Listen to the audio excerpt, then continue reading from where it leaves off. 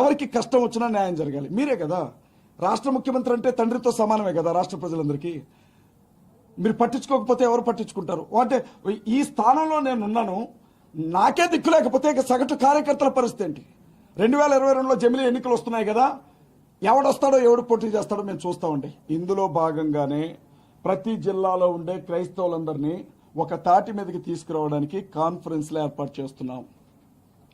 మా వెనక చంద్రబాబు లేరు, రేవంత్ రెడ్డి గారు లేరు, జగన్మోహన్ రెడ్డి గారు లేరు, కేసీ రావు గారు లేరండి. మా వెనక క్రైస్తవులు ఉన్నారు, మా వెనక దేవుడు ఉన్నాడు. ధైర్యంగా మేము ముందుకెళ్తా ఉన్నాం. 3వ తారీఖు, మే నెల 3వ తారీఖు హైదరాబాద్ పట్టణంలో ప్యాట్నీ సెంటర్లో హరిహర కళాభవన్లో సాయంత్రం 6 గంటల నుంచి 10 గంటల వరకు హైదరాబాద్ మెగా క్రిస్టియన్ కాన్ఫరెన్స్ జరుగుతుంది. హర్ష కుమార్ గారు చీఫ్ గెస్ట్గా వస్తున్నారు. మాజీ ఎంపీ హర్ష్ కుమార్ గారు, కేఏ పాల్ గారితో నేను మాట్లాడాను ఆల్రెడీ. మీడియా ముఖంగా వారికి కృతజ్ఞతలు చెప్తున్నా. ఎందుకంటే వారెవరో నాకు వ్యక్తిగతంగా తెలియదు. ఆయన తెలుసు, ఆయన హీరో అండి, ప్రపంచ శాంతి దూత, ప్రపంచం మొత్తానికి తెలుసు. కానీ నేను ఆయనకి తెలియడం పెద్ద విషయం, ఆయన నాకు తెలియడం పెద్ద విషయం కాదు. అజయ్ బాబును అరెస్ట్ చేశారు, విడుదల చేయకపోతే 2 రోజుల్లో నేనే వస్తానని చెప్పారు. ఆయనకి ప్రత్యక్షంగా కృతజ్ఞతలు తెలియజేస్తా ఉన్నా. అందరూ ఆయన్ని పిచ్చోడన్నారు. వాస్తవంగా అండి, ఇక్కడ కూర్చొని ట్రంప్తో మాట్లాడగలిగిన మగాడన్న, ఇక్కడ కూర్చొని శాంతి చర్చలు చేయగలిగిన విశ్వగురు అని ఎవడికారు చెప్పుకోవడం కాదు, జనం చెప్పాలా. అలాంటి వ్యక్తి నాకు అండగా నిలబడ్డారు. ఆయన వస్తున్నారు అక్కడికి, అభి గారు వస్తున్నారు. సిపిఎఫ్ క్రిస్టియన్ ప్రొటెక్షన్ ఫోర్స్ కి సంబంధించినటువంటి వ్యవస్థాపక అధ్యక్షులు అభి గారు ఉంటారు అక్కడ. వికేఆర్ గారు వస్తారు, నేను కూడా వస్తున్నాను వీళ్ళందరిలో ఒకటిగా. అలాగే మా మట్టి ప్రసాద్ గారండి, తెలంగాణ సిఎండిఎఫ్ రాష్ట్ర అధ్యక్షులు, అలాగే ఇన్ఛార్జిగా ఉన్నటువంటి ఆదిత్య గారు. మీరు గమనించండి, సాయంత్రం 6 గంటలకల్లా చేరుకోండి, ఎందుకంటే జనం సరిపోరు, భారీ ఎత్తున జనం రాబోతున్నారు కాబట్టి సాయంత్రం 6 గంటలకల్లా క్రైస్తవులు అక్కడికి చేరుకోండి. భవిష్యత్ కార్యాచరణ ఏంటి, ఎలా మనం ముందుకెళ్లాలి అన్న విషయంలో మేధోమదనం జరుగుతుంది. అక్కడ ప్రతి జిల్లాలో కూడా క్రైస్తవ పెద్దల మేధోమదనం కార్యక్రమం జరుగుతుంది. ఇన్ని రోజులు రాజకీయం ఒకెత్తు, ఇక ముందు జరగబోయే రాజకీయం ఒకెత్తు. నేను చెప్తా ఉన్నా, అవసరమైతే ఎన్నికల బరిలో మేము కూడా నిలవబడతాం. నేను అభితో ఒకటే మాట చెప్పాను, ఇన్ని రోజులు సేవ చేశాం, దేవుని వాక్యం చెప్పాం, పాస్టర్స్తో సంఘాలతో మాట్లాడాం. నేను అంటున్నాను, కొడితే కుంభస్థలమే కొట్టాలి. అవి నిలబడితే నారా లోకేష్ మీద నిలబడు, లేకపోతే పవన్ కళ్యాణ్ మీద నిలబడతాను. వాడి మీద వీడి మీద నిలబడి ఓడిపోవడం కాదు, సింహంతో కొట్లాడి చచ్చిపోతేనే పరువు ఉంటుంది, పందితో పోట్లాడి గెలిచిన విలువ ఉండదు. ఖచ్చితంగా ప్రతి నాయకుడి మీద కూడా క్రైస్తవ అభ్యర్థి నిలబడతాడు. వ్యూహాత్మకంగానే ముందుకొస్తాం. ఇదంతా కూడా 4 రోజులు బాధలో మాట్లాడుకోవద్దండి. ఇక మా కార్యాచరణ మీరు చూస్తారు. ఇది చెప్పడానికే ప్రెస్ మీట్ ఏర్పాటు చేశాం. మీరెక్కడన్నా సార్ ఒక్కరు అడిగితే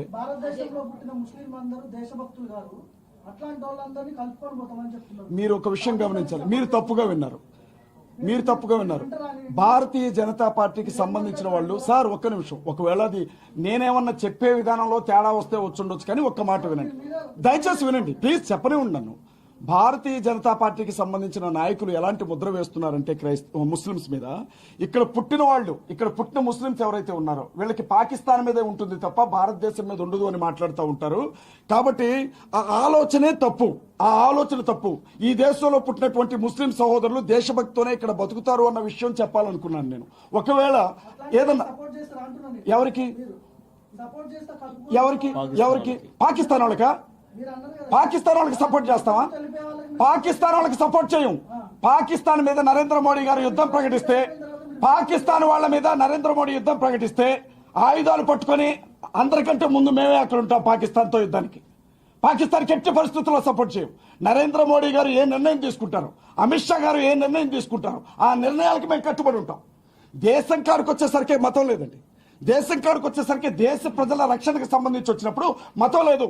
పాకిస్తాన్ వాడు ఒకవేళ అటువైపు నుంచి క్రైస్తవుడే వచ్చిన, పాకిస్తాన్ వైపు నుంచి ముస్లిం వచ్చిన, పాకిస్తాన్ వైపు నుంచి హిందూ వచ్చిన, మన దేశ భద్రతకి ఏదైనా ఆటంకం అనంటే సైనికులతో పాటుగా మీ అందరితో పాటుగా క్రైస్తవ కుర్రాళ్ళు కూడా ఆయుధాలు పట్టుకొని ఈ దేశ రక్షణ కోసం నిలబడతారు. అది చెప్పాలనుకున్నాను. దయచేసి నేను చెప్పే విధానంలో బై మిస్టేక్ లో మాట్లాడటం టంగ్ స్లిప్ అయింది. దయచేసి ఈ విషయంలో క్షమించండి. చెప్పండి ప్లీజ్. ఎవరు కూడా ఎటు పొలిటికల్ గానీ ఏది కూడా క్రైస్తవ వైపు నిలబడలేదు, ఎవరు మాకు న్యాయం జరగలేదు అని చెప్పారు కదా. మరి ఇప్పటి వరకు కూడా ఏ వ్యక్తి చనిపోయినా, ఏ మతం వ్యక్తి చనిపోయినా కూడా 1-2 రోజులకే వదిలేశారు. కానీ పాస్టర్ ప్రవీణ్ చనిపోయినప్పుడు ఇది మత కలహాలు అవ్వకూడదు, అసలు నిజాలు ఏంటి అని చెప్పి దాదాపు నెల రోజుల పాటు కృషి చేసి 400 పైగా సీసీటీవీ ఫుటేజ్లు బయటికి రిలీజ్ చేసి ఇది జరిగింది యాక్సిడెంట్ అని చెప్పి కూడా అందరికి వాళ్ళు చూపించే ప్రయత్నం చేశారు. మరి ఇక్కడ నిజంగా మీ వైపు లేరంటారా గవర్నమెంట్? అమ్మా నేను ఒక విషయం చెప్తాను. మత కలహాలు జరుగుతాయా? మత కలహాలు జరుగుతాయా? క్రైస్తవులు ఎప్పుడైనా వినండి ప్లీజ్, మీరు అడిగారు నాకు అనుమానం ఉందని చెప్పాను. వినండి తల్లి, మీరు నన్ను ఒక ప్రశ్న అడిగారు, ఇప్పుడు నన్ను ఆన్సర్ చెప్పనివ్వాలి కదా. చెప్పండి. నేనేమంటానంటే భారతదేశ చరిత్రలో క్రైస్తవులు దాడి చేసిన ఏదైనా ఒక సందర్భాన్ని చూపించండి. ఏదైనా 3-4 రోజుల్లోనే ఆగిపోతుంది అన్నారు కదా, నెల రోజులుగా క్రైస్తవులు అడుగుతున్నారు. ఎక్కడైనా ఒక బస్సు మీద రాయబడ్డదా ఏమైనా ఉంటే ఒక ఫుటేజ్ చూపించండి. ఏ పెట్రోల్ బంక్ నిప్పు పెట్టారో చూపించండి. ఏ ఎమ్మెల్యేనైనా గెరవ చేశారో చూపించండి. ఎవరు? మేము చేయమండి అట్లాంటి పనులు. ఆ దిక్కుమాలిన పనులు చేసే సంస్కృతి క్రైస్తవులకు ఉండదు. ఫస్ట్ ఇంకొక విషయం కూడా చెప్తా ఉన్నా, మహాసేన రాజేష్ కూడా అతని అభిమానులు ఇదే అన్నారు. ఏమన్నారంటే మత కల్లాలు జరగకుండా అడ్డుపడ్డా. అసలు మత కల్లాలు చేసేదే ఒకటి. ఫస్ట్ ఏ క్రైస్తవుడు చేశాడు, ఎక్కడ చేశాడు చూపిండి, ఒక ఉదాహరణ చూపిండి నాకు. లేచి వెళ్ళిపోతాను ఇక్కడి నుంచి. ఫలానా క్రైస్తవుడు ఎవరు? ఏది నిజాలమ్మా? ఏది నిజం?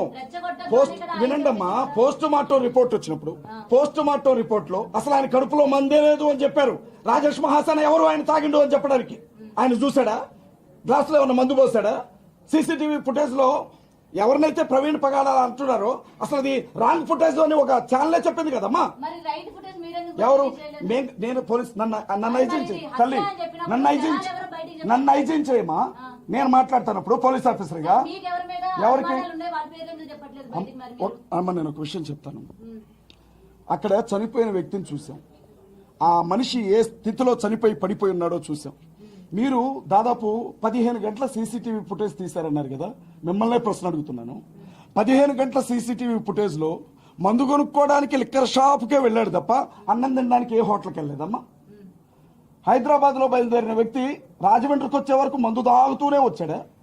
ఒక చోట క్వార్టర్ కొనుక్కొని తాగాడు, ఒక చోట ఏమంటారు బ్రాంతి కొనుక్కొని తాగాడు, ఇంకో చోట బీర్ కొనుక్కొని తాగాడు. ఎవడైనా తాగుబోతు సహోదరులు ఎవరైనా ఉంటే ఒక మాట చెప్పండి, అది సాధ్యమేనా?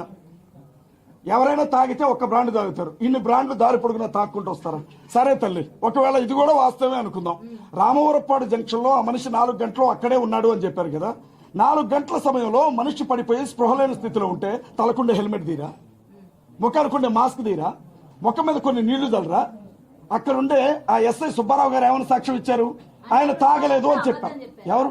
ఆయన తాగలేదని చెప్పారు కదా. మా అదెందుకు వినబట్టలేదు మీకు? అసలు ఆయన తాగలేడు అని చెప్పారు కదా ఎస్ఐ సుబ్బారావు గారు. హైదరాబాద్ లో తాగడం మొదలుపెట్టిన మనిషి రామవరపాడు దాకా తాగొస్తా ఉంటే ట్రాఫిక్ ఎస్ఐకి అర్థం కదా ఆయన ఉన్న తాగాడా అని అడిగితే, మీ మీడియా సంస్థలు అడిగితే ఆయన తాగిలేడండి, ఆయన చాలా గౌరవప్రదంగా ఉన్నాడు అని చెప్పారు. మరి అదెందుకు సాక్ష్యంగా తీసుకోరు మీరు? ఇప్పుడు అమ్మా ఏ ఉన్నా ఏ అయ్యా ఏదో అంటాం, టెక్నాలజీ నాకు పెద్దగా తెలియదు. ఏ అయ్యా మీరు ఇక్కడ కూర్చొని ఉన్నారు, బార్ షాప్ లో ఉన్నట్లుగా ఒక వీడియో చూపించడం మీకు ఒక 5 నిమిషాలు టైం ఇస్తారా? అది పెద్ద విషయమా?